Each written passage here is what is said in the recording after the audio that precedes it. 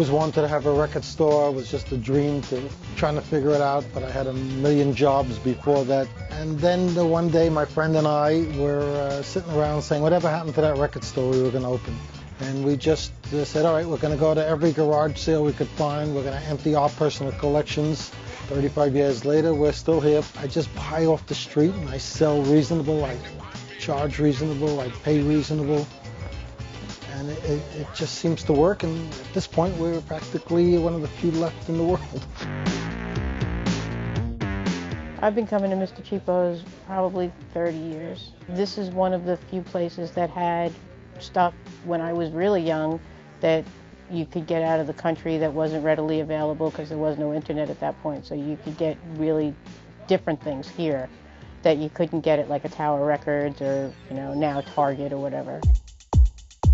I used to work here during like the holiday season and like kind of grab the CDs from the back, like the little kid running to the back, grabbing the CDs and doing the handoff. I wasn't really much into music until my mid-teens. What we do differently is that we have a lot of different stuff besides records. We brought CDs in the late 80s and early 90s. When VHSs started going on to DVD, we carried DVDs. When DVDs went on to Blu-ray, we carried Blu-rays. Always carried cassettes, laser discs, VHSs, all that stuff. Basically, we carry everything. We come here at least once or twice a month because a place like this still stay true to what music is really about. Well, I've been a loyal customer for Mr. Cheapo's for about 20 years right now. Ever since the digital bytes come along and wiped out the whole album concept for music, really, I've never really deviated from that. I've always been interested in albums, exploring artists, see which ones I like and which I don't. It's fun. It's a hobby of mine. That's what I've been doing now for, I would rather not say. I try to get the best speakers I can afford, the best record player, and I just sit in my basement. I'll do some work or whatever, homework or whatever the heck I got to do, put on a record and just, it sounds better than anything else.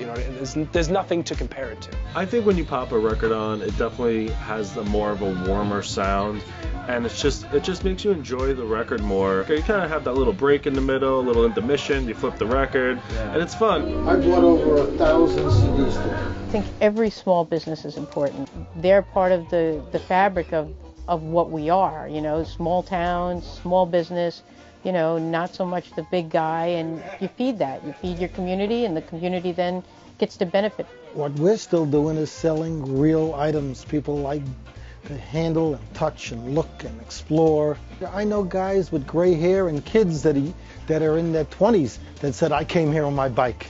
And they're still coming back. And if they're visiting family, they'll come in just once or twice a year. Wow, you're still here. I got to get something. What's better than your work is your fun. And I've been super lucky and had a wonderful time doing it.